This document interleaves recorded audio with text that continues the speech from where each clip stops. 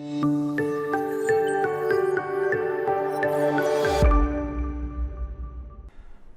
beads are a relatively inexpensive hobby that allows you to take different colored beads and create patterns out of them, which allows you to create some pretty neat things here.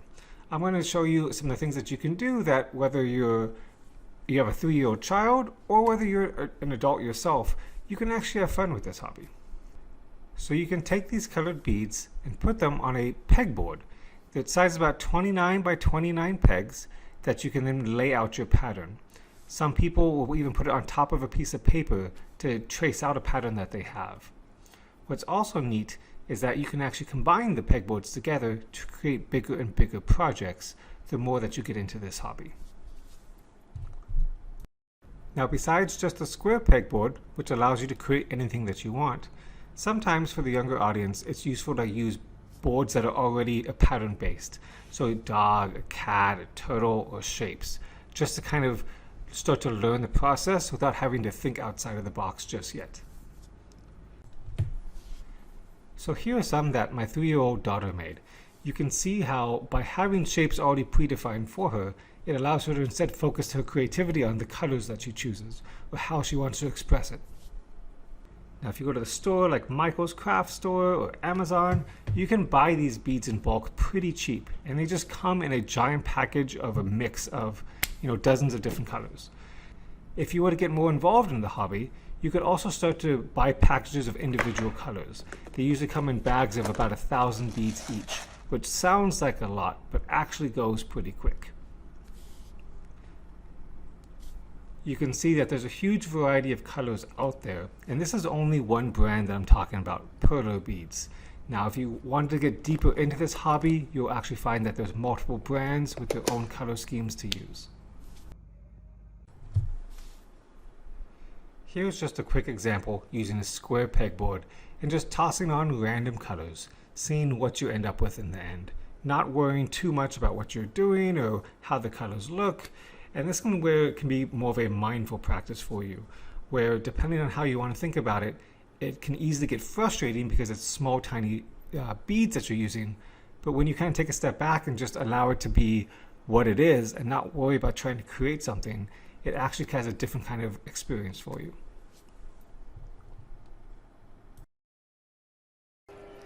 Now the next option here is taking just a normal pegboard and making whatever you want, but maybe it doesn't have to be so abstract. Maybe you're trying to recreate something. So in my case, I was recreating something from my childhood that I really enjoyed playing. And pixels from old video games 20 years ago and even more modern games, this kind of retro thing is coming back into fad again, and a lot of people enjoy being able to take Perler beads and recreate video game type scenes. So in this case, you see me working on a character that I played with maybe 30 years ago. Time is flying by. This takes a little bit more time and effort because you're actually trying to create something or recreate something rather. And there's a lot of fun and joy in just being able to create these little figures or little characters that you remember from your childhood. Some of the very first ones I made were Pac-Man characters or the Pac-Man ghosts.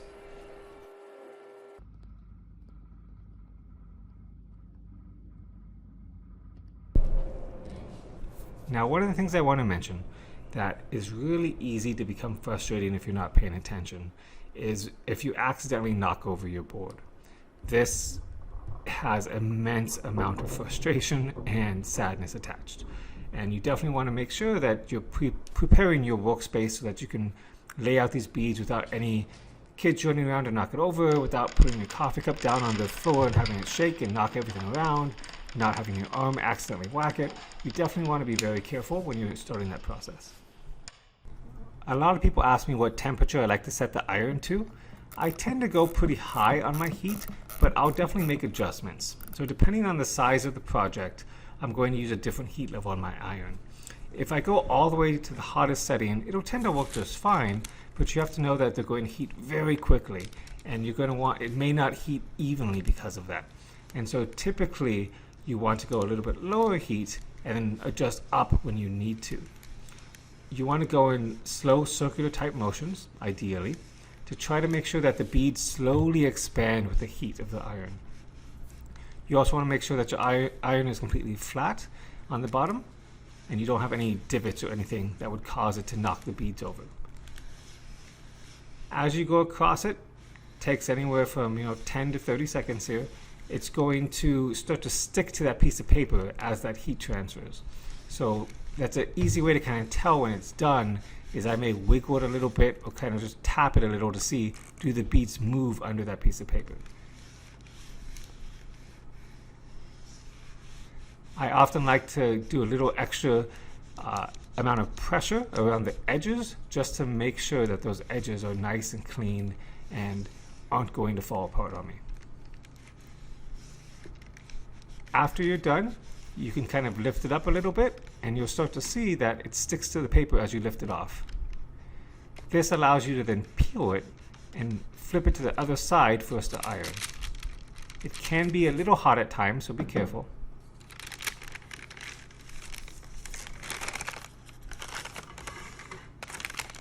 Usually on the second side, I'm not as concerned about the evenness.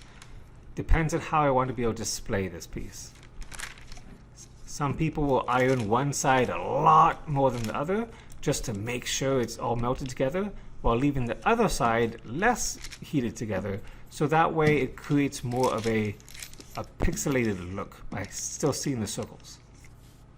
The longer you heat it, the flatter it will get and the smaller those inner circles will become. And it's just a different style, it's a different art form of what it is that you like. Whenever you buy the Perler beads, they always come with ironing paper.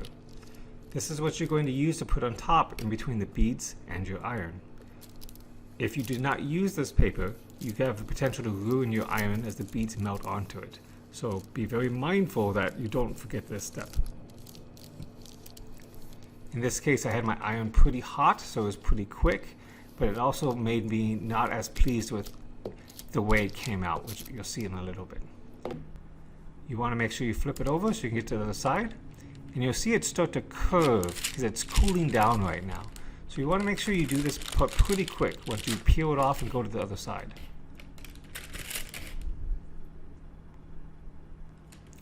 It's up to you how much you iron each side. There's definitely a artistic value to what it looks like depending on how much heat you use and how long. Once you're done doing that second side, you want to make sure you put something heavy on top of it, because otherwise that curve will stay there. But if you put something heavy and keep it flat while it's cooling down for the next couple of minutes, it'll then stay flat afterwards. Now here I used a box of goldfish because it was the only thing next to me. However, it was not heavy enough. So you definitely want to make sure you have a nice heavy book, like a school book or encyclopedia or something next to you to be able to put on top of it. We can take a look at how these came out here. You can see there's a little bit of unevenness in how much each bead was, how much each bead got in terms of the temperature and the heat and the pressure that I used. And so I probably would go with a little bit less temperature next time. And this is why you'd practice a couple rounds with your iron to see how does your iron work, what does it look like. Now this is a piece I made 12 or 13 years ago, back when I had too much free time. But you can see you can make some pretty large-scale projects. I think this ended up being like 6 feet wide by 3.5 feet. As you can see, I've grown my collection over time, trying to have as many different variations to the colors as possible.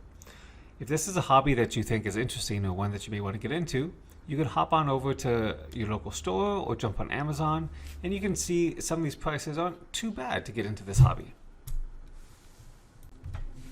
I'm seeing a bucket of 5,000 beads for $10. You can also get specific ones based on like Mario or Legend of Zelda, or they have a lot of different kits specifically now where they give you just the right amount of beads. You can even have 3D ones, which is pretty neat.